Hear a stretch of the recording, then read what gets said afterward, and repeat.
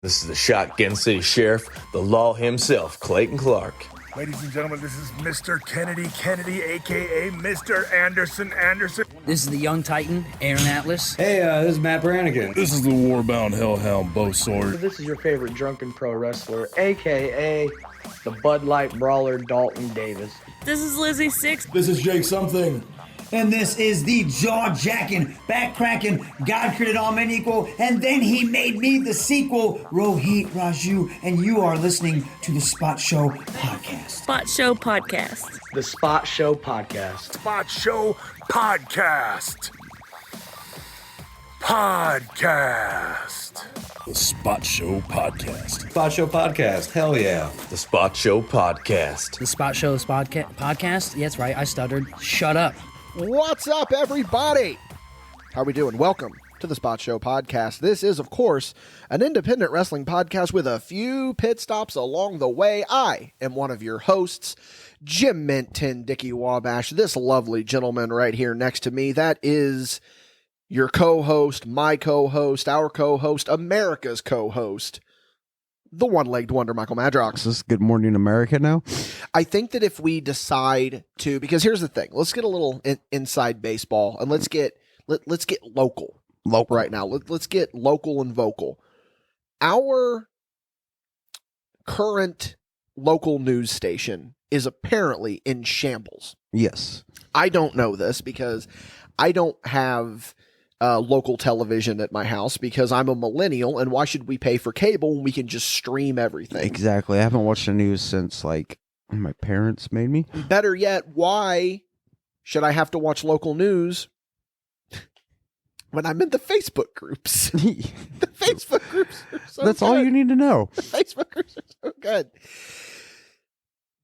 But apparently there have been a bunch of layoffs that have been going on with our local news station, and they've gotten rid of like a lot of tenured people.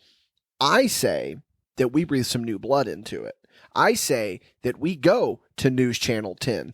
I say that we say, hi, we're MadBash Studios. We want to revolutionize local news. We're here. You're here. I'm here. Let's do this. Let's take over sports and pop culture, baby. Not just sports and pop culture. I'm talking, let's cover local news. Like, just imagine if we, okay. This is Let's try this. No, okay. Hear me out. Say we take over the local news, right? Yes. You and I are the two lead anchors. We're at the desk, right? We put Dalton Davis on sports, right? There we go. We put Clayton Clark on weather, right? We put Oliver Kane out on the street. He's our man on the street. You see what I'm saying here? I'm picking Shank's the guy in the helicopter. Shank is the traffic reporter who reports from the helicopter. That's what I'm saying. Colby Jack is the special interest group where he does the like sit down interviews with like local stuff. You know what I mean? Like say that there's a public event coming up. Colby Jack's the one that sits down with them. Colby's the breaking news guy. Yeah. Just randomly pop up, moo alert. Breaking moves. Breaking news. Ritter's on Lafayette. Vehicle hit a pole in the parking lot. No injuries. You got the I Facebook pulled up the group right up. Hell yeah. Just posted, brother. Hell yeah. And I know that we're getting very local with a lot of this, but like, you know, shout out to Kevin Orpert. I just want to give a shout out to Kevin Orpert because he is the man. Allegedly, there's a lot of things about him that makes him even more the man. He's the Ric Flair of weather reporting. I have Kevin Orpert stories. Here we go. When I was working with New Wave Pro this was 2013, yes. We were doing a downtown block party gimmick, right? Yes. And Kevin Orpert was supposed to be, he ended up doing it. He was going to be like the local, he was the special ring announcer, and they had a spot for him, everything. Kevin Orpert showed up and he was just an absolute douchebag. Just, by the way, Kevin Orpert is 4'1", mind you. And I know that some of you might not know who Kevin Orpert is. On a good day. Some of you might not know who Kevin Orpert is, but just know he's the local weatherman. Hey, Kevin, what's the weather going to be like? This dude allegedly As Michael Madrox said, the Ric Flair of local news. In wrestling, we talk about Nachin. Well, we call that Orpin. Whenever you go out and you're Orpin, let's be honest here. He was locally the legend. New Jack meets a Ric Flair. No, I wouldn't say New Jack because that implies that he was violent. Oh, that's true. He was not violent. He was not a violent man. Just the other aspects of New Jack. He was no New Jack at all. He was just, I think Ric Flair was a good way to put it. He's the Ric Flair of local news. Here's what's funny though. They did do a spot. It was Tolerant Zero was involved. And you can actively see, of course he was. And you can actively see Tolerant Zero on camera say, push me. And then Kevin Orpert pushed him, roll up, 1, 2, 3, match was over. There we go. Shout out to Kevin Orpert. Man, shout out to Kevin Orpert. When I was a Twitch streamer, he became my unofficial mascot. Really? Yeah. Like I was just always talking about Kevin Orpert and I had like a picture of him on screen. Don't know why. Don't know why we started that. I wish we could find like old news clips and just like make a highlight package for Kevin Orpert. Funny you say this. So when this was actually a really cool idea that like no one got. And I don't understand why no one got it because I personally thought it was really fucking cool. When I would go live, usually there's a stream starting soon screen that people would play. I would get like old commercials, right? I got old news clips. I got all this old stuff. And there was like a 10-minute little pre-show that would play before I went live. That's a dope concept. That is a very dope concept. And I don't think many people understood it. It's like a little pre-show. Yeah. It's like WWE Free-For-All. Exactly. I miss Free-For-All. I do too, dude. Like Free-For-All is better than just the normal pre-show. These new pre-shows, they're not it. Dude, we're going to get into some pre-show action here because I, of course, went to Royal Rumble. I'm going to tell some stories about that. But first, just want to remind everyone that this is the Spot Show podcast. Each and every week, Michael Madrox and I get together and we talk about what's going on in the wacky world of independent wrestling. And like I said in the intro, we take a few pit stops along the way, like talking about local legend Kevin Orpert. He's a legend. He is an absolute legend. I would love to get him on the podcast. I wonder if he's available. I don't think he's doing much anymore. I mean, I want to talk to him about the time that he was on Ghost Adventures.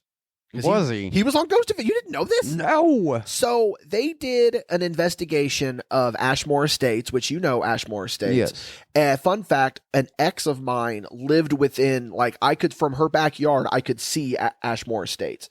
Really cool. I'm glad you didn't say throw a football because we know you're not athletic at all. No, it was very, but even if I was right there, I couldn't throw a football. But how much if I can throw a football over the mountains? But yeah, so the story was that they did, News Channel 10 did, this Halloween investigation of Ashmore Estates, which for those of you that don't know about Ashmore Estates, it's just like an old, it was an asylum. It was an asylum. Yeah, I couldn't remember if it was a TB ward or what it was, but it's haunted. And allegedly, and they converted it into a haunted house, for scary attraction on Halloween and whatnot. And News Channel 10 did an investigation of it, and Kevin Orpert was talking about how he got pushed by a ghost and pushed down the stairs. Apparently he had allegedly, this is alleged, a substance-induced seizure and fell down the stairs and broke his collarbone. Think it was his collarbone. Woo. This is all woo. Whoa. Yeah. So that's very Ric Flair-esque, I feel like. That is very Ric Flair-esque. Yeah. Hey, if you guys like what we're doing here, you can, of course, go on over to patreon.com/MadBash Studios. Back us at that $5 and above tier, and you're going to get this show completely ad-free and early. But that's not all that you get over there. We got tons of exclusive content, hours of exclusive content like Paid Show, like Untitled Wrestling Commentary, and we've got a couple other things in the works that I forgot to talk to you about, Madrox, but some ideas I've been throwing around in my head. That is one of the best ways to support us, patreon.com/MadBash Studios. We're just a two-man operation here, and that is the lifeblood of this two-man production company. We appreciate the support. Here's the thing, though. If you don't have the money that you can toss our way, you can still go on over to patreon.com/MadBash Studios. Back us for free. You're still going to get cool, exclusive behind-the-scenes photos, announcements, and whatnot. That's not the only free way that you can support us, though. You can go to madbashstudios.com. There you're going to find links to all of our social media. Go like us on Facebook. Go subscribe to us on YouTube. Go to your favorite podcasting platform. Leave this show a 5-star written review. Suggest it to someone that you think would like what we're doing here. That's one of the best ways that you can support us. For the free. The best way to me personally is just I would share us say- on social media. Yeah, just word of mouth, I think, is probably the best way to Like support us. guerrilla promotion. Yeah, that's a very good way to put it. We've got some plug skis. Oh, We got some plug skis and upcoming dates for you here. March 8th, 2025. We will be at Elite Pro Wrestling WrestleVersary. Shank Barzini has issued the challenge to Colby Jack, to the Mad Cow. to the Mad Cow. For the Mad Bash Wrestling Championship. Let's see if Colby Jack is going to accept the challenge. As of this recording, he has yet to, but you can stay up to date on all that news on our Facebook page. The next day, March 9th, Dickie Wabash will be in the house for All Vermilion Wrestling. You can catch me in the commentary booth. I will be there calling all of the AVW action. That is what we do here. We love to talk into microphones here. We absolutely love to talk into microphones here. And of course, That's what we're good at, brother. Oh, I think that's probably what we're best at, if I had to say. It's probably what we're our bread and butter, if you will. And of course, this episode is brought to you by Elite Pro Wrestling and Venom. I just want to throw it out there, Energy. though. Bread and butter or pickles, it's a no-go for me.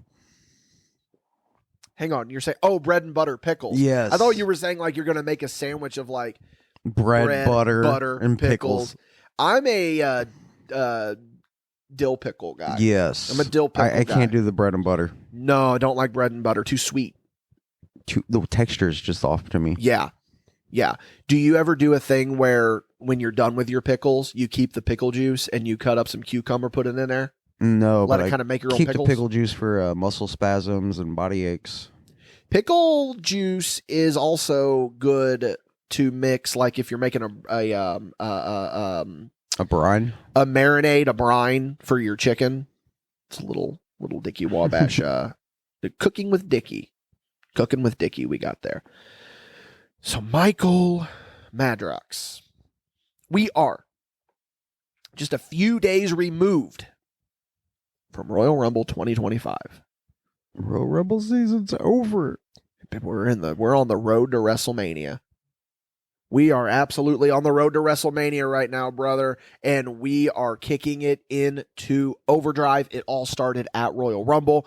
I, of course, was at the event.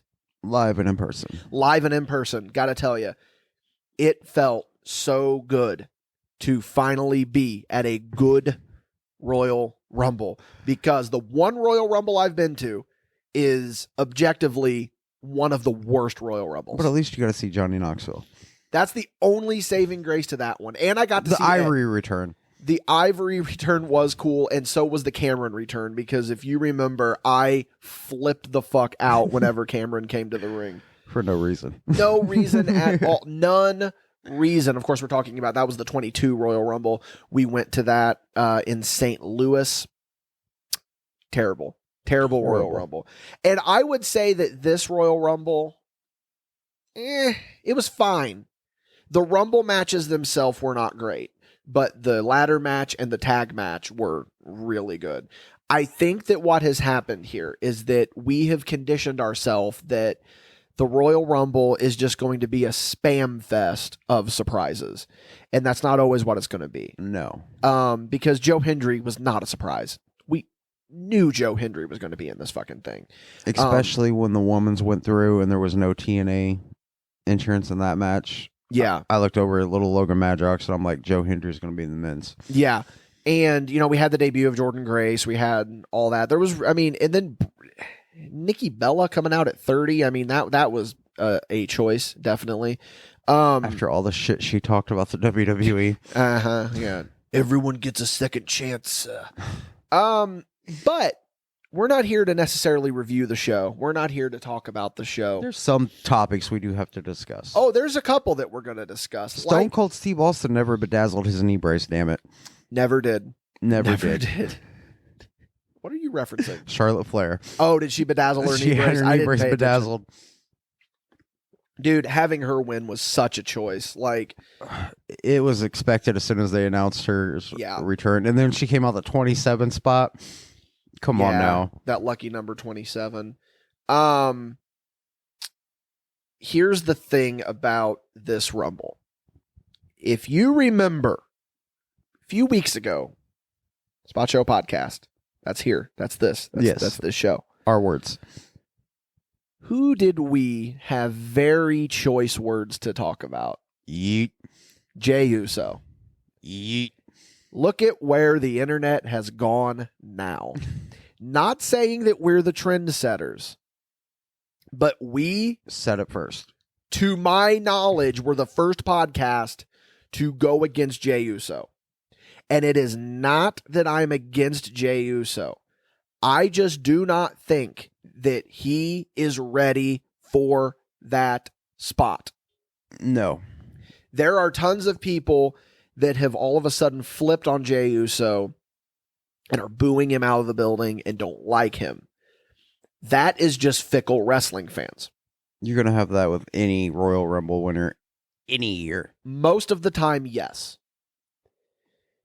And there's so many people that are going on social media and think they're being cool by calling people out for talking bad about Jey Uso. You can go ahead and call me out all you want, because the truth of the matter, in my opinion of Jey Uso, it's always been the same. I think he's a tag team wrestler. I think that he is only as good as who you put him in there with. And to me, that doesn't scream champion. No.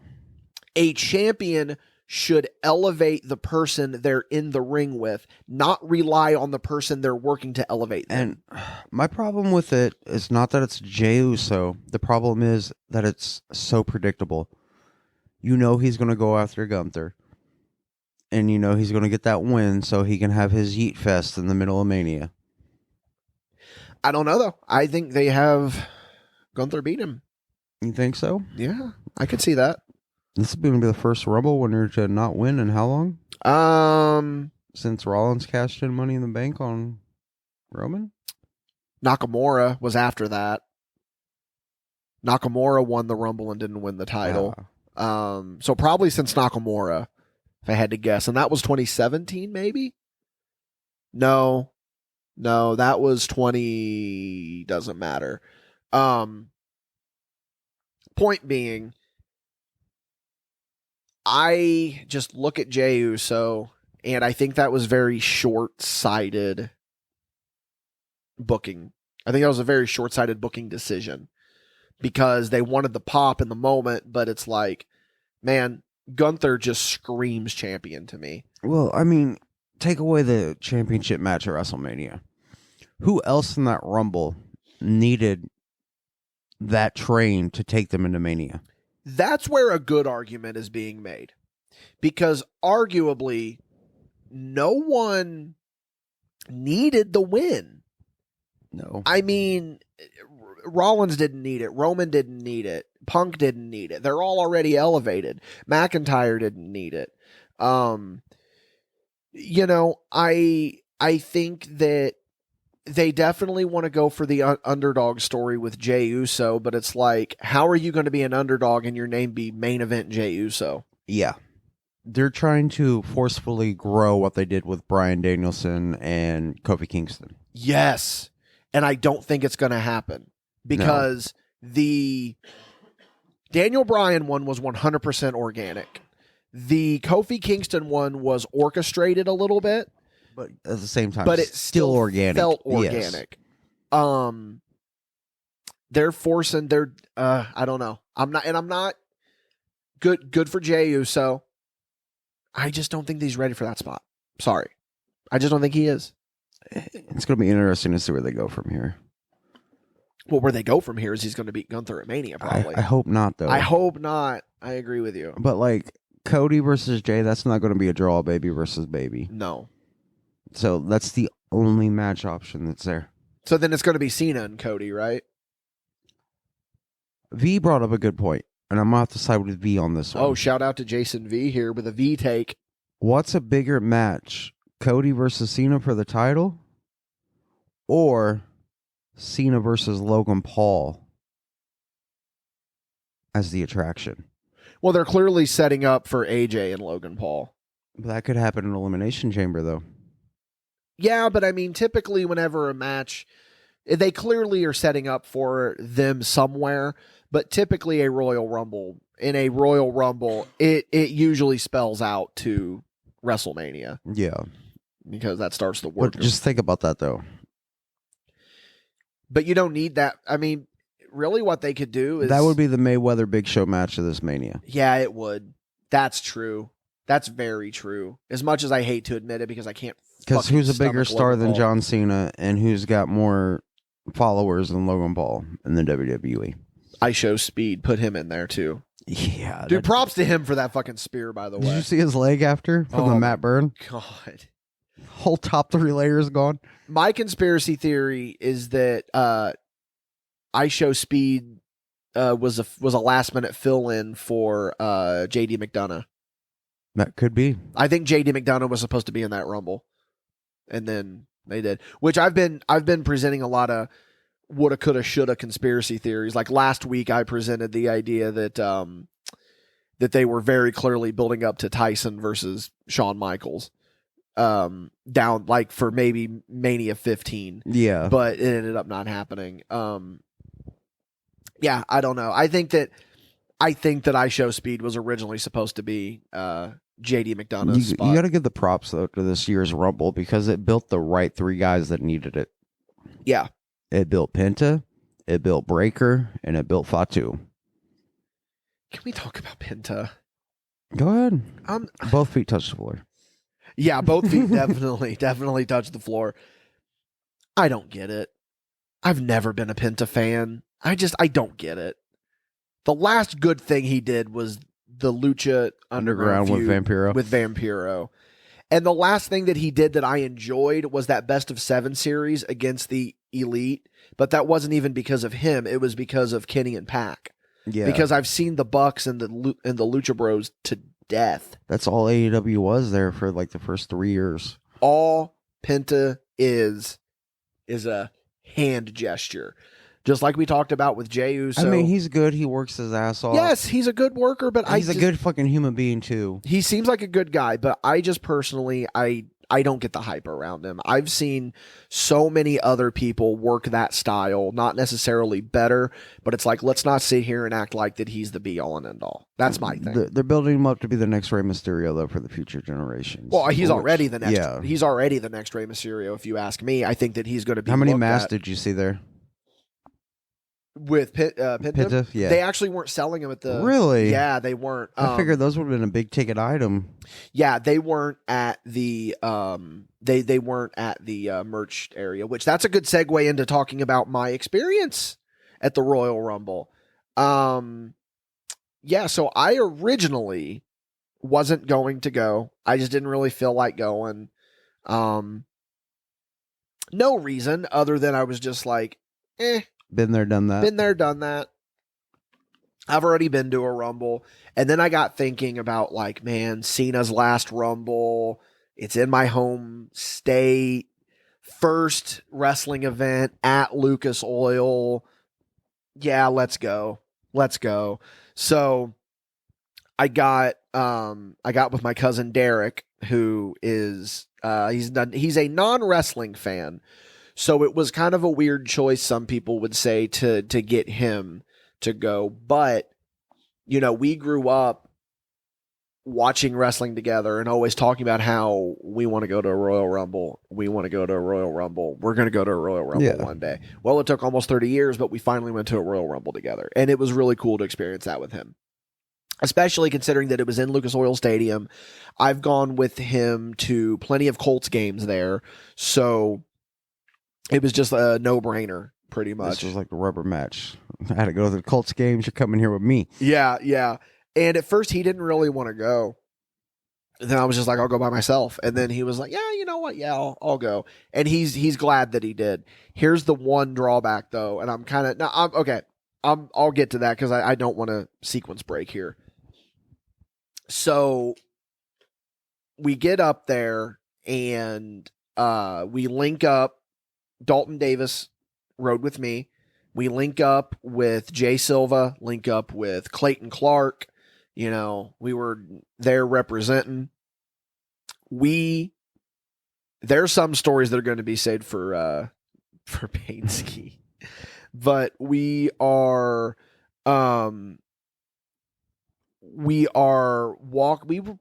probably 8 blocks, I would say, from the stadium. For parking. Yeah. And so we're walking along, and Dickie Wabash, Clayton Clark, Dalton Davis, Jay Silva. Did I not just describe a recipe for some tomfoolery? That's a disaster right there. We were screaming as Stone Cold Steve Austin all the way to that stadium. All the way to the stadium. And people are just looking at us. They're laughing. They're like, oh, these guys are Your nuts. cousin's hiding his face at this point. No, he cringed loved out. it. He loved it, man. He was laughing his ass off. And we're walking and we're just, I'm going to be in the Rumble. Like we're just doing the Stone Cold The whole voice. banter. Yeah, I can't really majorly do the Stone Cold voice right now because I don't feel like it, but also I'm kind of congested today, so it's not going to sound good. But we get to the stadium, and it was a madhouse to get into that stadium. Like, 70,000 people and trying to get through one entranceway. No, there's different entranceways, but They had them all open? Yeah, yeah. The problem is that area is obviously built for that amount of people. Or else why would they put a stadium there? Yeah. The issue was, and Clayton was talking about this, and I've heard about it on TikTok, about how the structure of everything that they were doing was just it was awful. It was terrible.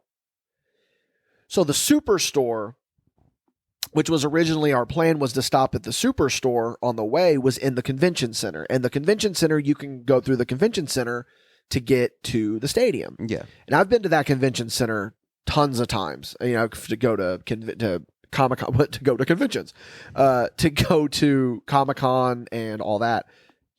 But Clayton was like, dude, you're going to be probably an hour getting in, just getting in there. And by the time we got up there, we're like, we don't have time for it. So I've not been to many WWE events that are this big. Yeah. But I know how they work. I know there's going to be other merchandise set Spread up throughout the building. Yeah. So we get in line to get into the stadium, and there's just no structure. Like, we're just kind of standing there like, is this a line or what are we doing here, guys? What are we doing? Man? I went up to that Royal Rumble. Had to get my Ford F-150 through all them people, man, drugs. I tell you, it was a hard time. And I'm just sitting back thinking, what are we doing? So we finally get in, and we are past the security. We've scanned our tickets. We're all excited. We're all just jacked out of our minds, like just geeking out. First thing I do, spin Silva around, kick him in the gut, and hit him with a Stone Cold Stunner. And then Parker hit me with an 8-second ride right outside of the stadium. And the funny part about it is that Clayton's girlfriend just so happened to be filming, like trying to film something with Clayton. Yeah. And she just so happened to catch me dropping Silva on that stack of dimes that he calls a neck. And Silva was like, I'm not bumping for you, kid. Like, he was doing this whole thing or whatever. But the sad part was she cut right before Dalton actually hit me with the 8-second ride. But she got the gut shot.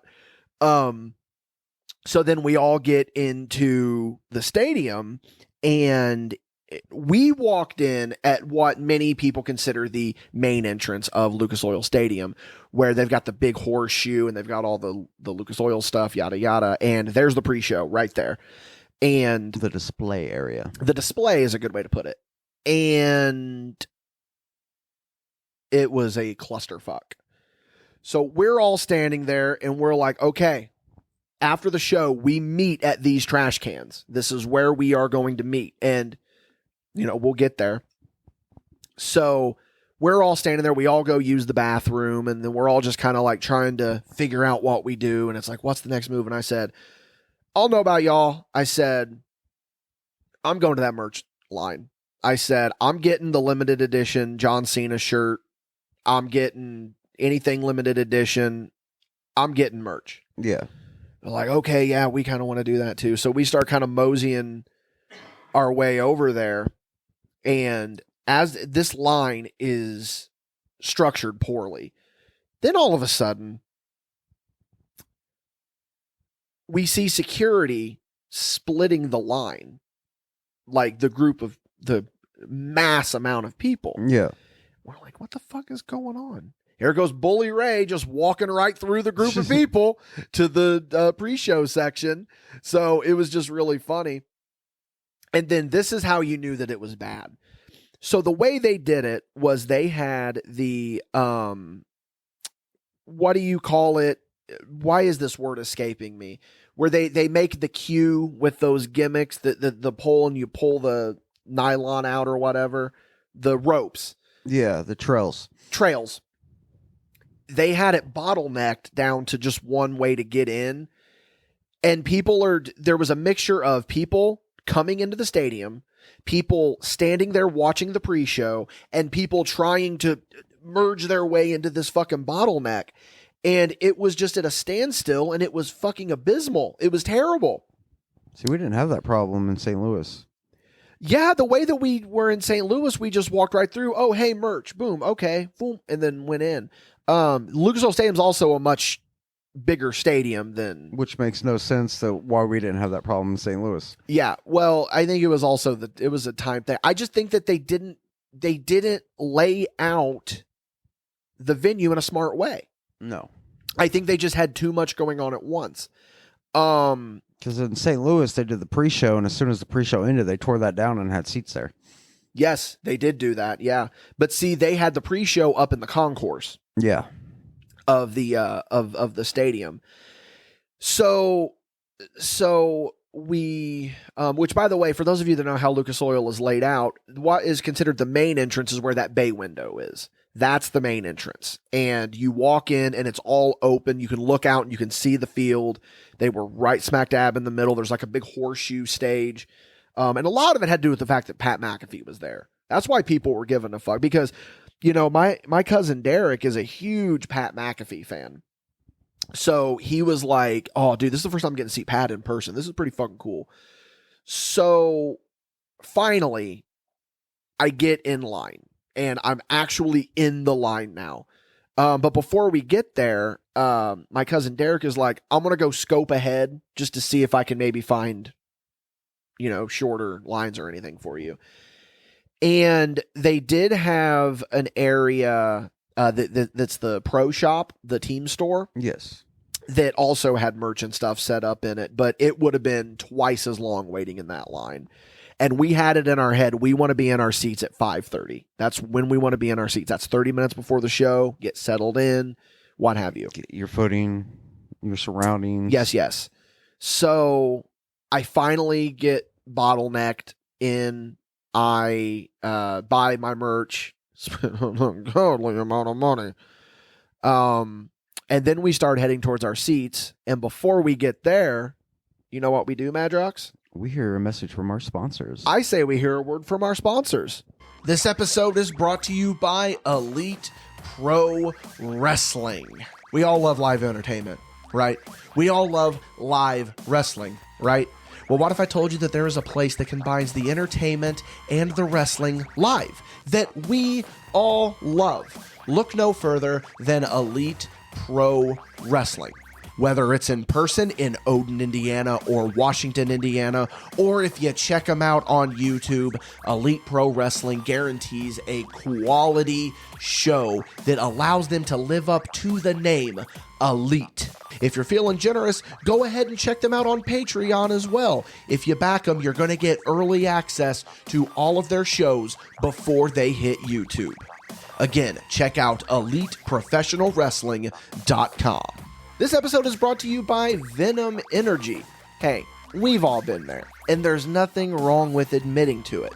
Well, what I mean is that we've all hit that midday slump, and we all need a little push to get us through the rest of the day. Well, what better option to give you a pick-me-up than one of the wonderful flavors of Venom Energy? Venom is what gets MadBash through those long show days, and we know that it can do the same for you. I'm going to sweeten the pot a little bit for you, too. Yeah, come to our merch table when you see us at a show, and with the purchase of a MadBash Wrestling sticker or magnet, you get a Venom Energy drink on us. While supplies last, of course, so you better act quick. We'd like to thank Venom again for sponsoring this episode. Please consume responsibly. Not recommended for children under 18, pregnant or nursing women, or people sensitive to caffeine. So, what made a lot of this crazy and very just all over the place is that I truly do think that they just structured it poorly. Like a bad layout. But I don't think that Lucas Oil Stadium itself is a bad layout. I just think they chose the weirdest, like the fact that merch table was right there where people were trying to watch the pre-show and you had to navigate it, that was a huge mistake. Huge mistake. So we finally get to our seats, and incredible seats. Very good seats. You can see pictures. You can see a lot of pictures of this on my Instagram, DWOP's Card Shout Shop. out to you for not acting like you were invited there personally. Oh, what? Yeah. Yeah, like acting like it was a big deal that I was even there. Yeah, there were a few people that made it seem like that. It's just like, yeah, Jason V tells the story of he went to a house show in probably 2003 maybe, and he said that he brought his gear bag with him because you never know. You never know. You never know. Michael Madrox, I have a very important question for you. When you go to a wrestling show, how do you feel about, because you got to think, everyone there has this common interest, right? Yeah. Everyone there has a common interest. So naturally you converse with people, right? You try to. Yeah. What do you think is an annoying quality that sitting next to someone would be? Just lack of deodorant. Well, okay. I do want to throw that out there. I didn't notice any of that. Oh, that's weird for a wrestling show. Which for a wrestling show, the fact that everyone was so hygienic, ooh, buddy. Shout out to those fans. Yes. Probably yes. The loud and obnoxious drunk. Didn't have that. Didn't have that either. Did not have that. Remember when we had that at that AEW show? Yes, I do. Yeah, because that was my thought. I always think about that. Or did you just get the chatty Cathy next to you the whole show? I got the chatty Cathy next to me the entire show. Well, did you guys become best friends? No. Did he like MadBash Studios on Facebook? Didn't even think to plug it because I knew that I was going to talk about him on the podcast and I didn't want him to be like, hey, wait a minute. So we get to our seats, solid seats. And the guy is like, oh, man, I was wondering if these two seats were going to fill up. My cousin is here with his wife, and I was going to have them move to me if I could. But I still got these seats on this side and, these 3 seats down here. And I was like, oh, yeah, cool. And then we just kind of shoot the shit with him, just casual, talking. Yeah. We're seatmates. Let's just fucking talk. Don't mind talking. We're all fucking wrestling fans. We're here to watch some wrestling, right? It's like Frankie at a wrestling show. Yeah, kind of. Yeah. Who the hell is Bad Bunny?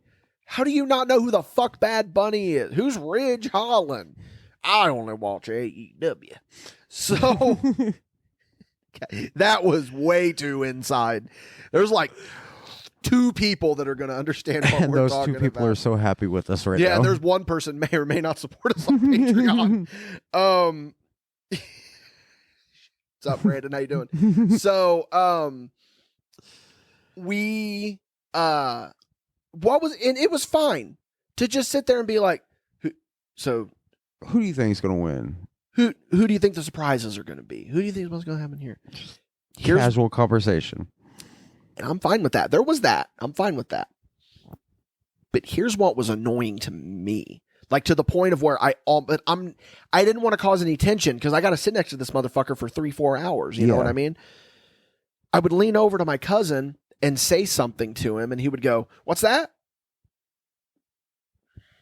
I'm not talking to you, dude. My cousin doesn't know wrestling. He's not watched wrestling in a long time. So you're trying to explain to him. I'm explaining things to him. What's that? I'm not talking to you. This is a conversation between us right now. It's like, chill out, bro. I'll talk to you, but right now this is important. Yeah.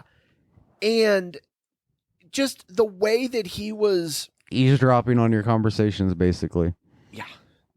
Yeah. And it was fine. Again, I don't mind because, we have this common interest. Let's just talk wrestling, But I don't need to constantly hear your opinion.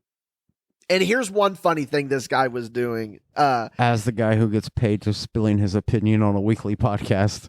There's a difference. There's a difference. There's a major difference. There's a major difference there, Oos.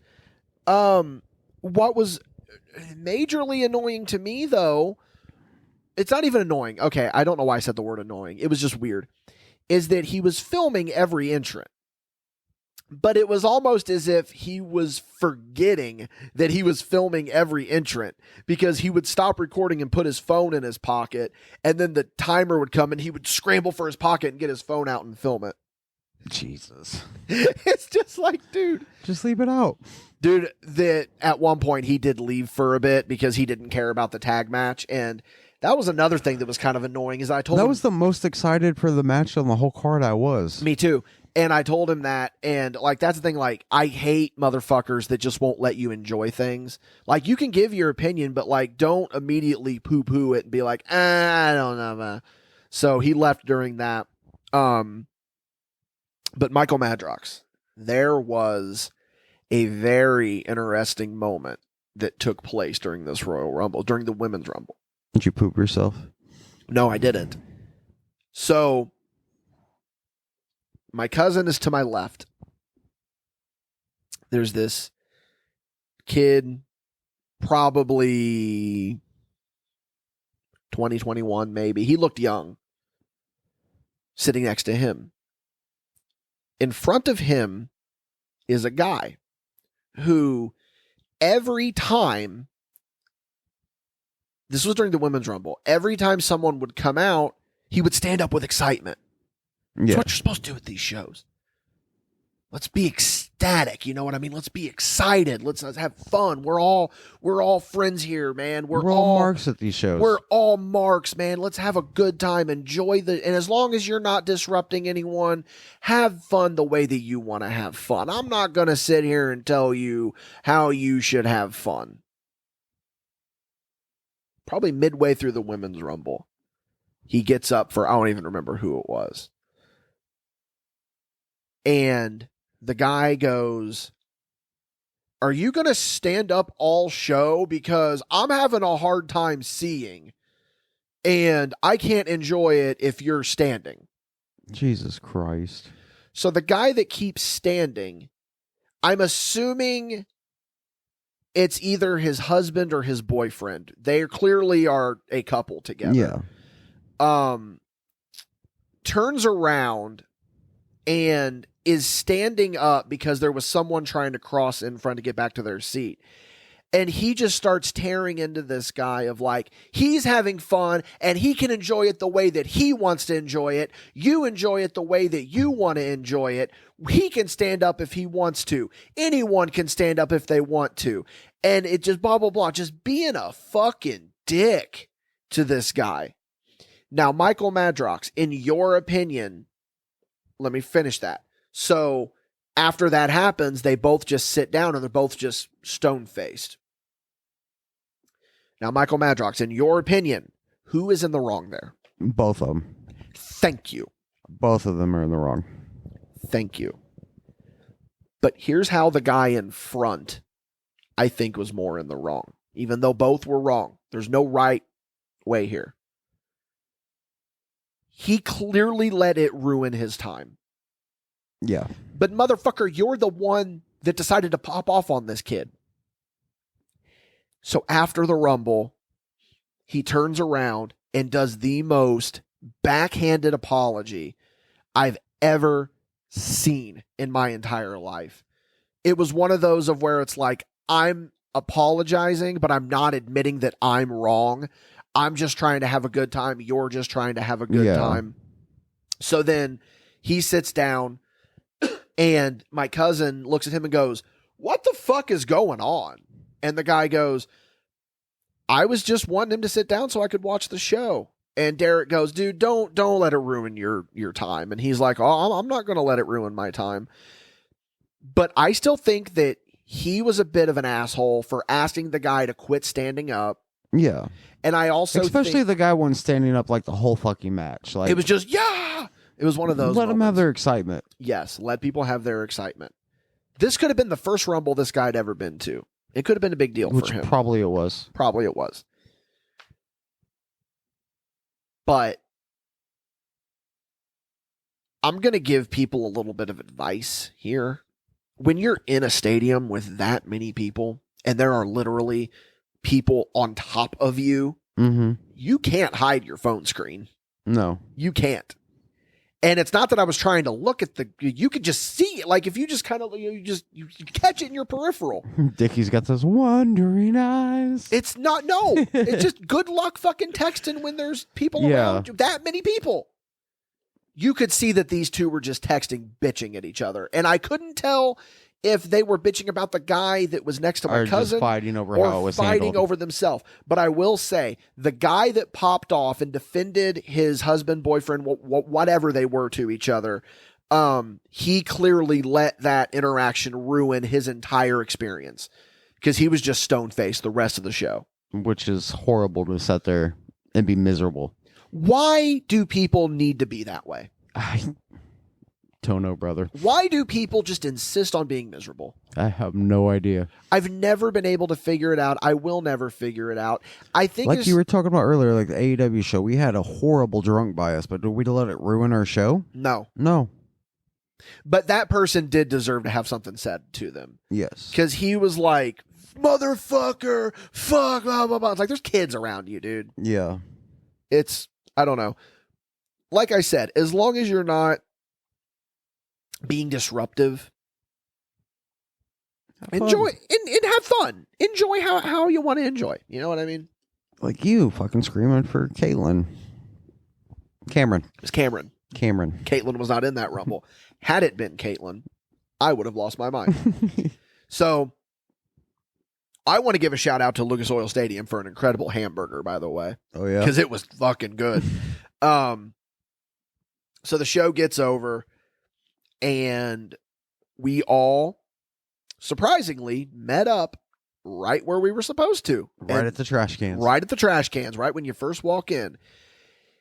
And then we all decide, well, it was Silva mostly because Silva, I mean, it was me too because I wanted to look as well. Silva hadn't had a chance to get any merch because everyone else was geeking out whenever I was first waiting in the merch line of like, we're not going to get to our seats. We're not going to get to our seats. We're not going to get to our seats this time. That paranoia. I was like, guys, we're going to be fine. But I also have been to these shows before and I know that the merch stand is open after. Yeah. You know, you can just stop and during, which is probably what Lucas Oil thought would be a good idea to have that one right there by the main entrance. Which is fair. I will give him that. So the line is bad for that one. And I look at Silva and I'm like, so what do you want to do? Do you want to go to the pro shop or do you want to go? He's like, dude, let's go to the fucking pro shop. See, Silva is a smaller guy, so this didn't affect him. But then I remembered, oh fuck, the chatty Cathy next to me, he told me that he went into the team store and all they had were smalls and mediums. And I'm thinking, fuck, Dalton doesn't wear a medium. He's a large. Yeah. He hadn't got anything yet either. He had to get one of those TV mediums, as you call it. Medium. But we end up getting in there and it was wiped. But I mean there was still stuff there. It was just smalls and mediums. On the bottom of the barrel. Yeah, and you know, they had put out the Charlotte shirts and the Nikki shirts and the Jay shirts and the Alexa, all the surprise all returns. the post-show merch. Yeah. And I almost bought, because Mischievous Rabbit, love rabbits, always love rabbits, have a tattoo of a rabbit on my arm. I almost bought a Ramblin' Rabbit mask, but I was like, you can get that online. Yep. I want to get those exclusive stuff. So, what's up, everybody? Welcome to the Royal Rumble merch haul. My name is Dickie Wabash, and I'm going to walk you through what I got. So they had these really cool limited edition jerseys. And which you can see on your social media pages. Yeah, or you can see anyone. A lot of people bought them. Yeah. You know? Plug yourself, brother. Get over, kid. D-Wop's Card Shop. Piss Drew McIntyre off. Yeah. Oh, we'll get to that. So, I bought for myself. I bought the Colts jersey. I bought the John Cena shirt. I bought a collector's pin because I love a collector's pin. I love a trinket. I love a tchotchke. I love a small And you love thing. limited editions. And I love limited edition. You put limited edition in front of fucking anything, I'm buying it. We didn't really get any gear at the St. Louis Rumble, did I we? bought a Johnny Knoxville shirt. Oh, that's right. But I almost bought the St. Louis 316 shirt, but I was like, Stone Cold's not even fucking here. Why am I buying that? Yeah. But that was the first pass of merch. And so I bought that and I was completely set and content. But then we get into I'm not going to call it the Superstore because the Superstore was a different thing. But we get in there and I'm the like, mid-store. Yeah. And the team store, is what it was. It's the Colts team store, but they just converted it into Royal Rumble. And I'm looking and I'm like, man, that Pacers jersey looks pretty fucking cool. And I do love a good jersey. So I was like, here we go. So I bought that. We're walking out with about $350 worth of merchandise, Michael Madrox. We don't fucking care. One and only. You know what I mean? This is the first time the Rumble has been in Indy. This is the first time there's been memories. The memories, Oos. We're here making memories. And now I have the memory. Anytime I wear that Colts jersey. Anytime I wear You're going to be like, Pacers that moment, I lived it. Talk to me, Oos. Talk to me. Let me talk to you. So, overall, it was a good experience. We are walking back to the car, and Dalton Davis and I see a black gentleman dressed as Macho Man Randy Savage. And Parker looks at him and goes, "Can we get a picture?" And he went, "Oh, yeah." So him and Parker got the they did the Mega Powers handshake, and then we all got a photo together, the three of us. And I said, "Throw up the 4, Mach," and he goes, "I wasn't in the Horsemen." I was like, hell yeah, that's what I'm talking about. We get walking, and then Dalton looks at me and he goes, "Dickie, here's the rib. We're going to get a photo with everyone holding a replica belt." We didn't though. Yeah. But that would have been funny. But like someone had the spinner belt and we were like, "Hey, can we spin that for good luck, man?" And he was like, "Yeah, go ahead, press F for Cena, and it's funny whenever we first got into the stadium to back up, Silva still in Austin mode goes, "Well, god dang, you're going to carry that belt. You better defend it." It was really funny. But did anyone defend any belts there that you've seen? No, I mean, That's a letdown. yeah, the biggest spot that I got was the fact that I got to hit Jay Silva With a stunner. With a stunner.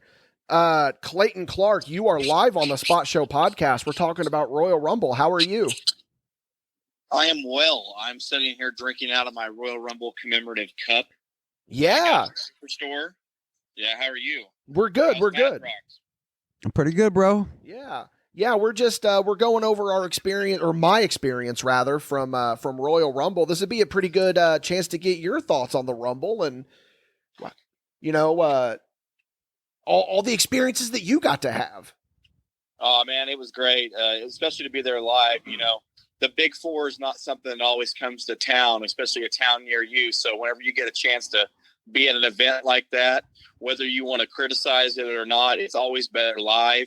But this year you could take it out on, watching it live. You could watch it on Peacock, watch it on anything, and it was still incredible. I thought it was definitely one of the best Rumbles of probably the past 15 years. Yeah, I will definitely agree with you on that one. And I was just talking about my my merchandise haul, and you walked out with a Royal Rumble cup. That's definitely something good to have on the old mantle. You know what I mean? Exactly. I got a cup, a poster for the girl, and no, I was just calling to. I'll go ahead and plug it. I was calling to compliment a scene in Danville Dreamers Curtain Call. Oh, now available on Patreon, so everybody should go to Patreon and watch Danville Dreamers Curtain Call. I've been involved with every one of the things except your first one that you put out before I was even wrestling, and this was the best one. I will say it right now, it's my favorite. Oh, well, thank you. That really means a lot, brother. That really means a lot. It's definitely my favorite. I want to work Jesse Reigns, too. I'll go on record now. I hope this gets to happen since I'm NVW champion. I'm up for all challengers, so Jesse Reigns, the Brawler, Ooh-Ah, if you want to get in there and Nexus it up, let's go, man. I'll take a Wasteland. Boy, I wonder why he wore that Nexus armband. That definitely was a choice, but yeah, a nice house show commemorative item. I will add that. Yeah, I think that I bet that Nexus armband has seen some stuff. I'll just say that. But if you want to work or have a match with Jesse Reigns, I think you need to get in line, brother, because I think there's another brawler that wants to have a match with him. Well, 2-on-1 handicap then. Oh, okay. Okay. I mean, we've seen how he fared with 3-on-1 with the Temple of Basil, so maybe 2-on-1 would be better odds for him. I don't know. I mean, we won't book it. We shall see. It may happen. You don't know. You never know. You never know if that's going to happen. But yeah, man, that's high praise coming from the old Clydesdale about Danville Dreamers Curtain Call. Really appreciate that one. This is something people need to see. It's a conclusion of a saga, but it's also it's like a beginning and the end in a way, because it's like the end of the whole documentary series that you had birthed, but the relationship with MadBash and NVW came out of it. So it's really the beginning of something new. So who knows where we're going to go from here? I know I'll be backstage, and I know I'll be there for the ride. And we love to have you there. We love to have you there. You definitely are one of the original MadBash brothers, and you're always going to be involved in some form of content that we do. All right. Well, much love to the viewers. Much love to you too, and keep back at it. Oh, get off here. All right. We'll talk to you later then, Clayton. Adios. Look at that. We haven't had a Clayton Clark phone call in a while, have we? No. On the podcast. We had an attempted one. We did have an attempted one, but we were in the middle of a deep discussion, so I didn't pick it up. Oh, and then one time he was like, I'll just call you later. And then one time he just hung up. Completely. Yeah, one time he just hung up completely. Yeah, that's the thing is that I'm going to sabotage a lot of people. Or not sabotage, I'm going to ambush. I'm going to ambush people with that for sure. But yeah, where was I before old Claytonio called there, the old Clydesdale? Silva is still on a stone cold kick after the show. Oh yeah. So yeah, we're just it was funny because my cousin was like, well, I can't wait to hear Stone Cold Steve Austin for the next 8 blocks again. So we're just walking along, doing the whole Stone Cold thing. Clayton was doing it, Dalton was doing it, Silva, me, We were Clayton was doing his Terry Funk voice. You know, we were just having a fun time. It would have been better if we all could have sat together, but we still have the memories of like all being at the same event. building. Yeah, it's cool. And I think Clayton put it best with the way that you know, when it's a Rumble, you gotta go. You know, especially when it's that close. Absolutely. When it's that close, that's a bucket list item for a lot of wrestling fans. And I know that a lot of people can't make it to stuff like that. That's why I know I'm fortunate that I have been able to. Been there, done that. I'm ready for Mania, brother. Oh, let's go. I'm so ready for Mania. I'm ready for Mania in Indianapolis. I am too. Even though I know it's going to cost probably a quarter of my salary if I want to get good tickets. But $250,000, brother, for the nosebleeds. Yeah, so obviously you weren't there, but I mean, it sounds like you had a little viewing party with little Logan Madrox. Little Madrox Eye viewing party. Ordered pizza. You know, kept it short and simple. Isn't that the best? Did not go because little Logan Madrox was supposed to have a wrestling tournament that same day. Oh, yeah, let's talk about that. It didn't happen. Why didn't it happen? The coach decided to only take the varsity team to it. Yeah, at the very last minute. Poor kid. How's he doing with the whole wrestling thing? He's mixing up amateur wrestling and professional wrestling. It's two different ball mindsets. games. Yep. Two different mindsets. He had his first matches after only 2 trainings, which I didn't expect him to win. But he went out there, gave it his all. He did good. He tried to go for an arm wringer, it looked like, at one point, and I'm like, you can't do that in an amateur match, brother. How funny is it that you can contribute amateur wrestling to professional wrestling, but it doesn't go the other way? No, it does not. Like, professional wrestling, Logan, stand tall, loosey-goosey, work your size, kid. Amateur wrestling, Logan, crouch down, get a better center of gravity, plant your feet. Like, it's vice versa, the yin to the yang. And he's learning that the hard way. Yeah. I mean, what, 2 years of professional wrestling training and then 2 practices? I wouldn't even give him a full 2 years because, I mean, he's only... Not consistently, but off and on. Yeah. And it's like, it was a big mindfuck for him, but he's doing good. Good. I'm proud of him. He didn't have to cheat like the guy that pinned him did. I'm very proud of him, too. Oh, you making accusations? All I'm saying is I saw that hand grab the leg. Ooh. I Don't mean, do that. All sports do it. Get a little pressure point on somebody. Oh, is that what he did? He tried to get him a little pressure point action? Trying to get him down and hurt him a little bit, take control, throw his body in a little shock, you know. Damn. You're always going to have that. But, yeah, good for him, man. I'm really glad that he's doing that. You know, I think that he's got a bright future, and no matter what he decides to do, I think that you know, because he's finally, we talked about it, the Madrox genes have finally kicked in, and he's getting some size to him. Yes. So we're gonna see where he's able to run with that. He's a kid of many hats, that's for sure. Yeah, it's always fun to have him on the podcast too. We're gonna have to get him back on. He's been working on his insults and delivery, so you might be proud of him next time you talk to him. Good. Because that's my funny thing about Logan is that he's such a meager kid. Like, I feel like I could bully him in a way, not in a, in a malicious way. He's just so humble. Just how you bully, like how you bully a little brother, Yeah, like the locker room talk. Yeah, he's my little nephew, and I'm able to just kind of bully him and give him a hard time. But if he starts snapping back at Uncle Dickie, we'll see what happens. But so we were going to stop at Waffle House on the way home, but it was ridiculous. I did see the damnedest thing in the world on the way home, and it was a Tesla Cybertruck in line for the drive-through at White Castle. Ooh, and that is just two things that do not mix well.